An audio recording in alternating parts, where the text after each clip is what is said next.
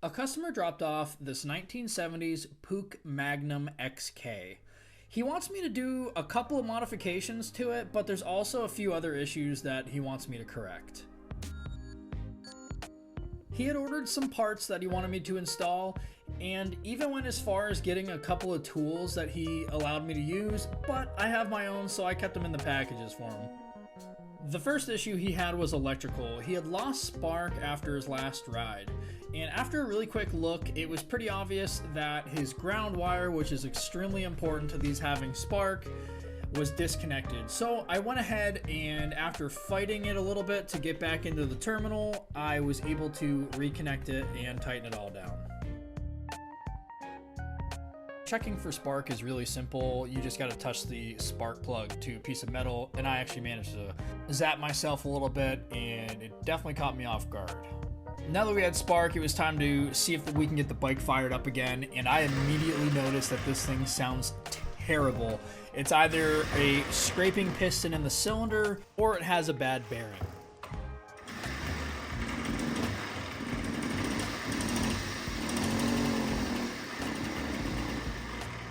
First, we're going to go ahead and drain the oil and just see if there's any metal shavings in there, see if there's anything obvious. Luckily in our case, it just looked old and dirty. Nothing really major going on in there. I just always like to check that. With everything looking good, it's now time to disassemble this bike a little bit and take this motor off. It's an extremely easy process. All you have to do is unhook the electrical, disconnect all the cables to it, take the exhaust off, and then there's 3 bolts holding it in place.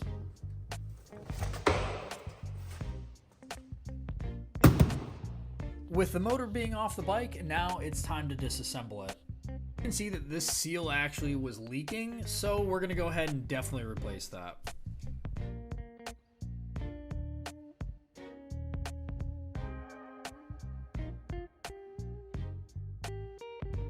A little bit more disassembling and I took the head off, and there's quite a bit of carbon. This is pretty normal for 2-stroke motors, so I'm not really worried by this at all.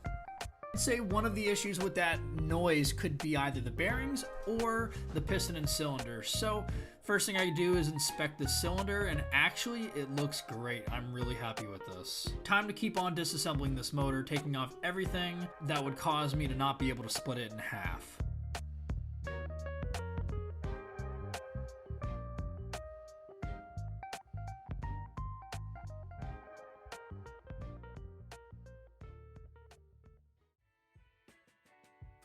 After first inspection of the clutch, it looked pretty good. I wasn't too worried about the clutch.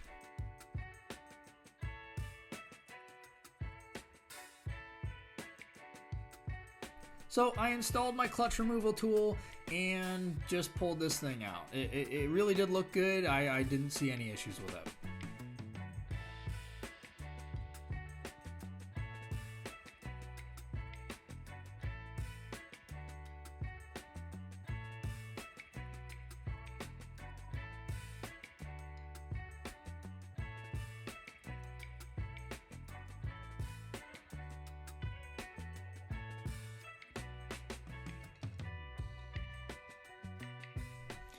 A little bit of gentle persuasion, and these cases were cracked in half.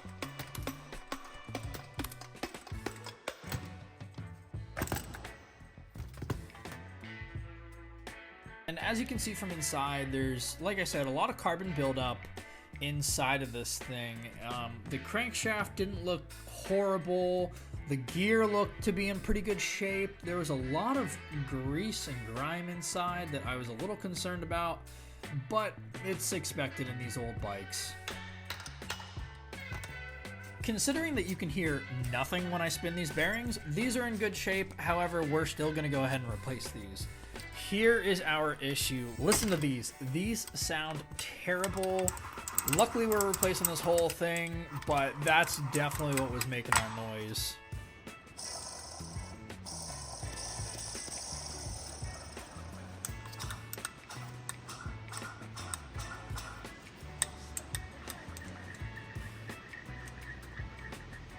So he wasn't paying me to clean his bike. However, there's no way I'm going to leave a dirty dog out there like that.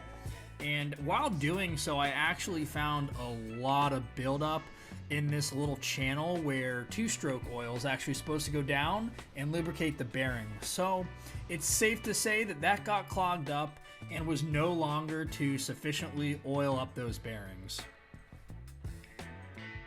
This project actually gave me a good reason to go buy my own toaster oven instead of using the one that we have inside the house. Preheated this sucker to 350, left it in there for however long, and went ahead and started disassembling everything while I waited for our bearings to cook. Say something, after replacing so many bearings, it really is true having the right tools for the job is always the route to go. I have these original dealership tools, and boy do they make pulling bearings so easy and effortlessly.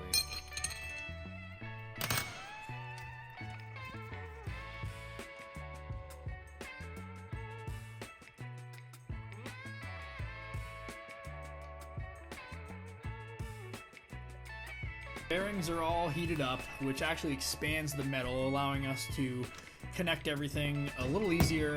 I gave it a little bit of gentle persuasion and put that bearing back into place, and now we're going to go ahead and do that to all of our bearings.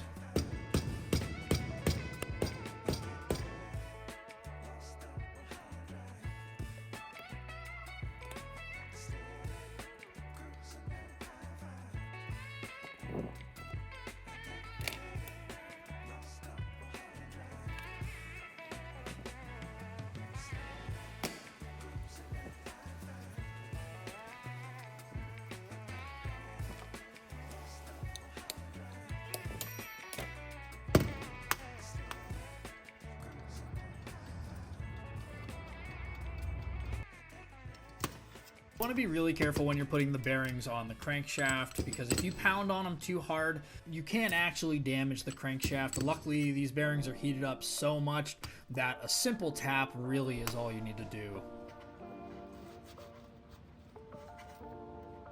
So the next thing that my customer wanted me to do was replace the clutch springs. And after installing them, I realized that they are just way too beefy for his application. So long story short, we ended up going back to the originals, and I just tightened them down a little bit more than usual. I will say that I am not great at tuning clutches, and this is still kind of a new art that I'm learning as far as the clutch goes. So every time I do one is a bit of a learning experience. And when taking everything from the previous crankshaft onto the new one, I made sure to lubricate everything pretty well with some two-stroke oil. That way, nothing's dry when I go to start this thing up for the first time. I then added my gasket maker to one half of the case and installed my internals.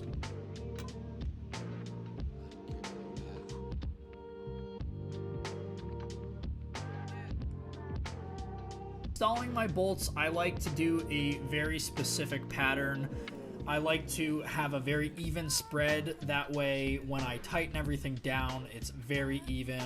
So I always start in the middle, go to the back, and then go to the front, and then I do all of my other hardware.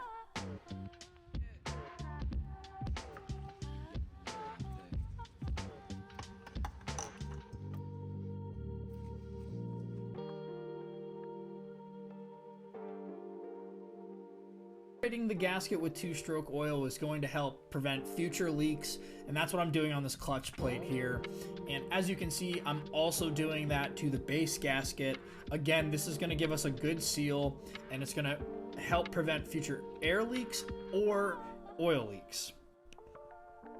With everything back into place, we're good to go ahead and reinstall this onto our bike. Point I had been working for so long, my wife decided to bring me a snack, and she knows I don't like celery, and she trolled me by putting a piece of celery in my snack. So see you later, celery.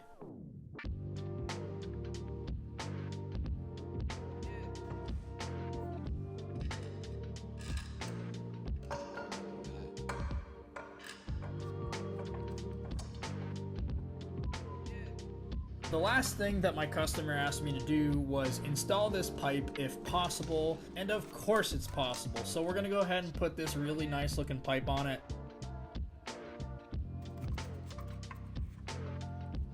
And one last thing is I wanted to check the carburetor and see if it was dirty, and yeah, that's the main jet sitting in there. So that's an issue. I believe that that's a 66 main jet in there. I'm not quite sure. The customer had dropped off some jets, ranges from 70 to 80, but I thought those were going to be a little too high considering we're still running stock. And I actually ended up having to make a gasket because our intake was a really weird size. So luckily I had gasket maker around. So I started with installing, I believe, a 72 in this carburetor, still thinking that might be a little too rich, but I'd rather it be too rich. And with everything in place and installed, it's finally time to see if we can get this thing running and idling. Honestly, it did not take much. Couple of cranks on it, a couple of idle adjustments, and this thing was idling and sounding beautifully.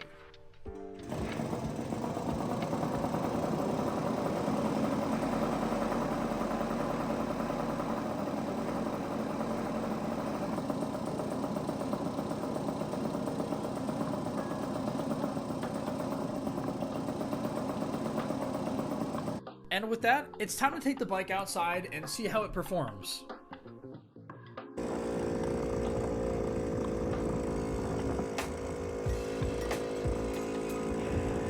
Taking out the spark plug, it definitely looks too rich.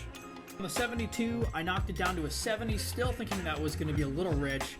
And I actually did a little test with that where I was giving it some throttle. I covered the air filter to see what would change. And due to less air, it was actually way worse. So I could tell that we were running way too rich.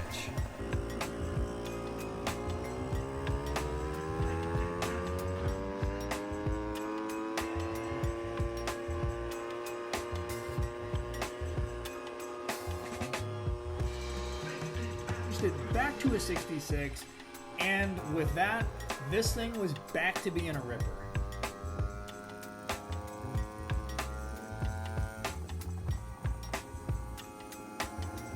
And overall, this really wasn't too hard of a project, and I'm really happy that I was able to get it going for the guy again. He was very happy, and happy customers make me happy. So with that being said, this thing came out great. I love the look of it, and if you guys need any help with your bikes, hit me up. Maybe you can drop it off at the shop. And hey, don't forget, ride safe.